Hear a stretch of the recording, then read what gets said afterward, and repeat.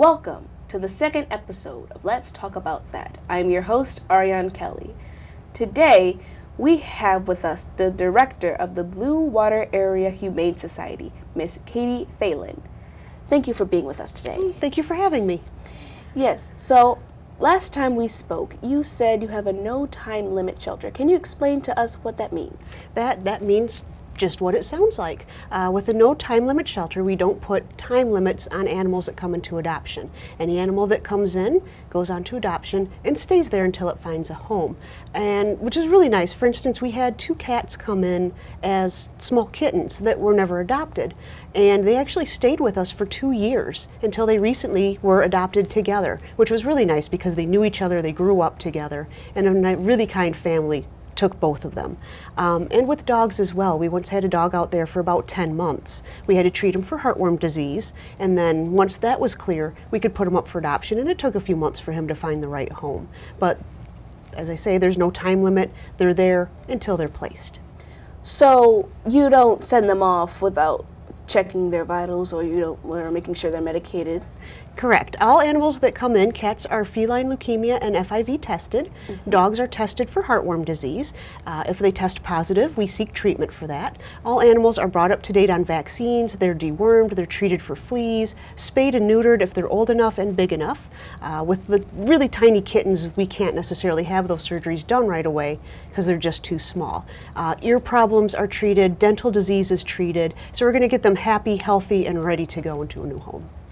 So you also have open admissions. Can you explain that as well? Open admission shelters are, again, what it sounds like. We do not discriminate against any breeds. So I know a lot of shelters and stuff don't necessarily want to take on pit bull breeds. We have no issue with that.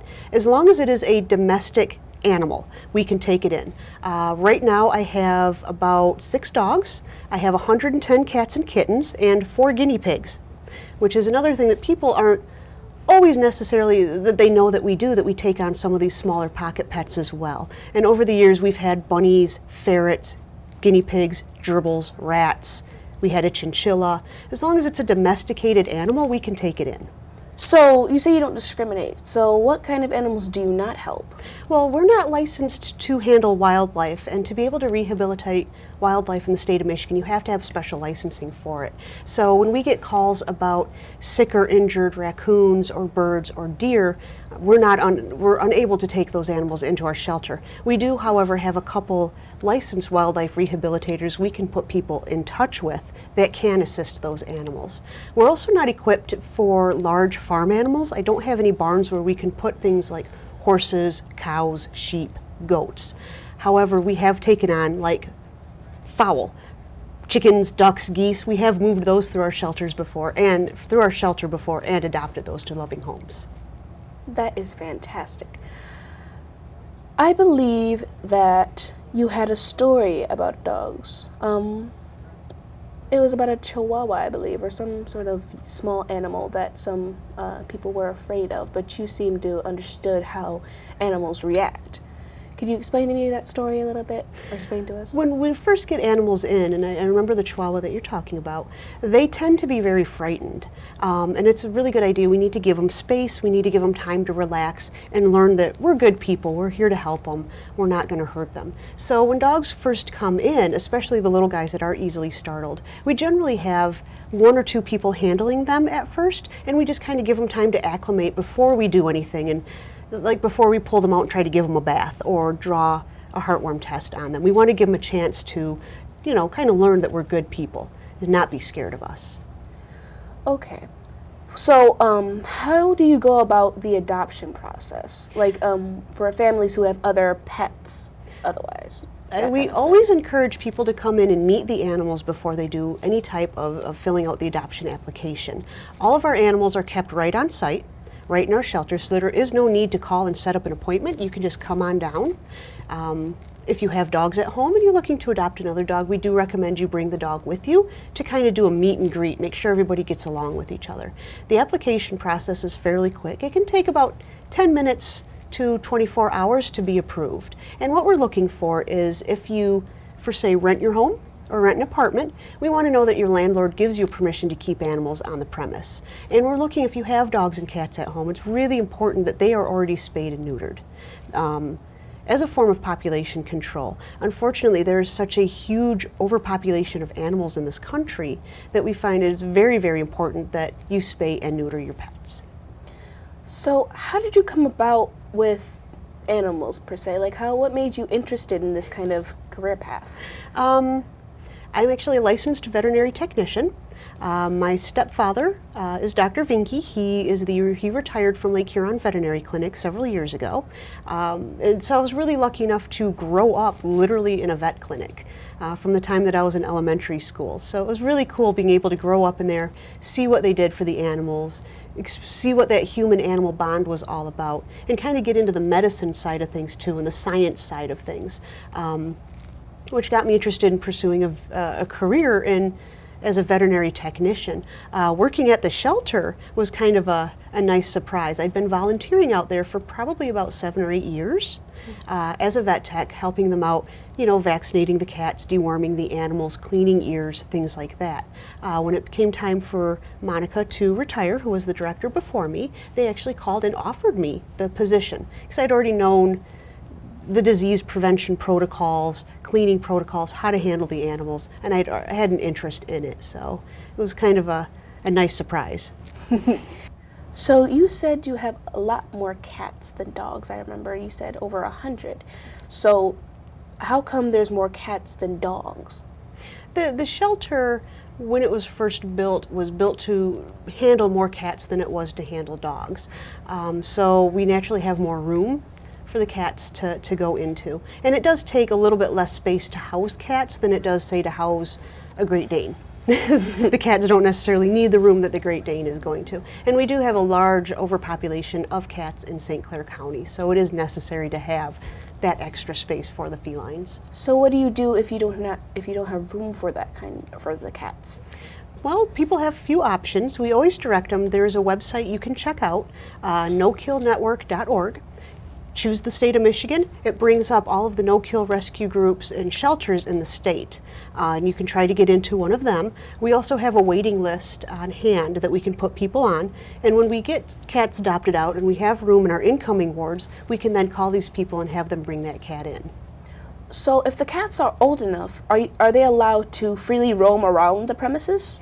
Not necessarily around the premises, but our shelter does Well, have... I mean not outside. I mean more likely like in the shelter. Lights. I apologize. That's okay, but again, not necessarily in the shelter, but our shelter is equipped with 4 what we call free-range cat rooms that can hold anything from about 5 to 6 cats to 12 cats at a time.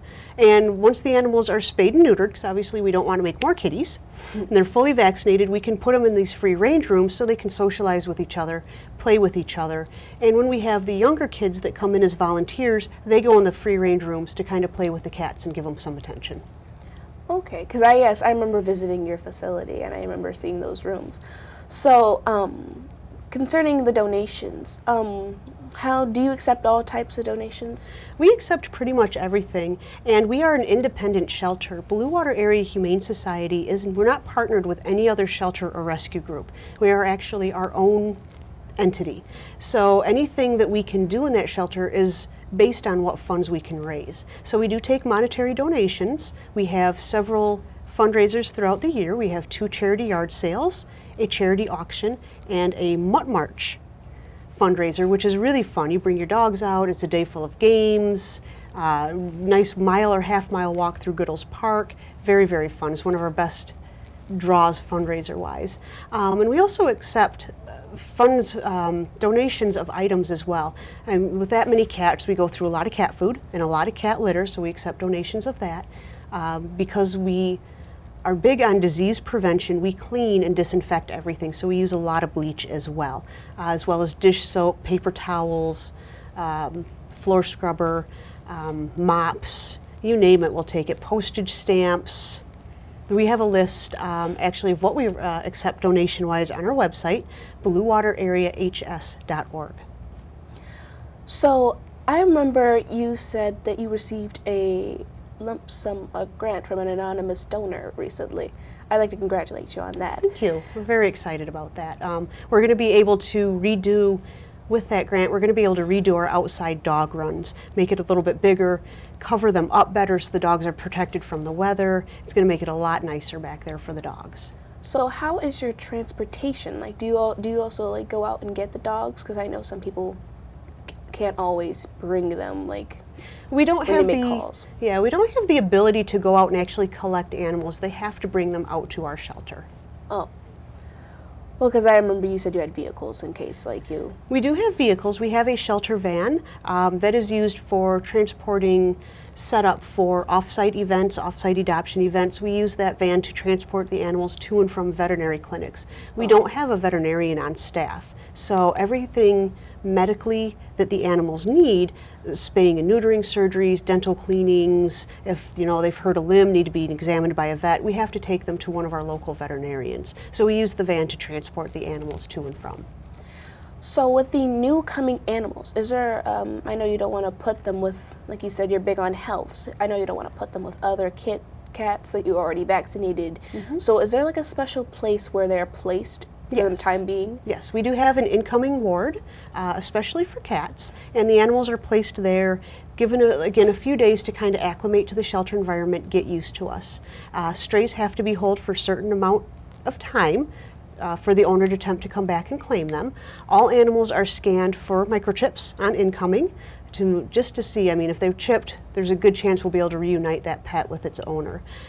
Once the stray hold is up on stray animals, they are, again, with the cats, tested for feline leukemia and FIV and vaccinated and moved out into adoption.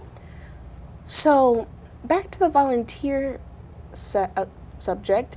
So you said you accepted all types of ages? Yes, we do. For a lot of the animal handling aspects of the job, you do need to be over 18, but we do take kids in that need to, like National Junior Honor Society volunteers can come in. They can help socialize the cats, help us feed them, help us groom them, things like that. We'll take them of all ages. Okay. Well, I understand that you actually brought an animal here with you today. I did. I have. Aww. We have little Miss Vanna here. Aww. She is a 16-month-old, thank you. She likes to give kisses. She is a 16-month-old terrier mix of some sort. We're not entirely sure what she's mixed with, but obviously terrier, she's got the wiry hair. She is a dog who's going to need to be groomed on a regular basis. So this is a groomed haircut. As you see, her hair doesn't naturally grow like this. But she is spayed, she's up to date on vaccines, and she is ready to go into adoption. And she's a very, very sweet dog, as you can see. She loves everybody. She's very outgoing, very active dog as well. So she's going to want to go into a home where someone's going to be able to give her lots of walks, take her places, things like that. So, but she's very, very smart, and she'll be very easy to train. Speaking of behavior-wise, do most of your animals get along with, like most of your cats, they get along with other cats? Each cat is as individual as each human being. And we have run into a few cases where a cat might not like cats in one cat room, and we have to shift him into another cat room to see who he gets along with better. So we kind of we keep an eye on him whenever we introduce new cats into the cat room, see how they're going to react with the other ones. For the most part, cats are pretty social animals, and they do like to spend time together.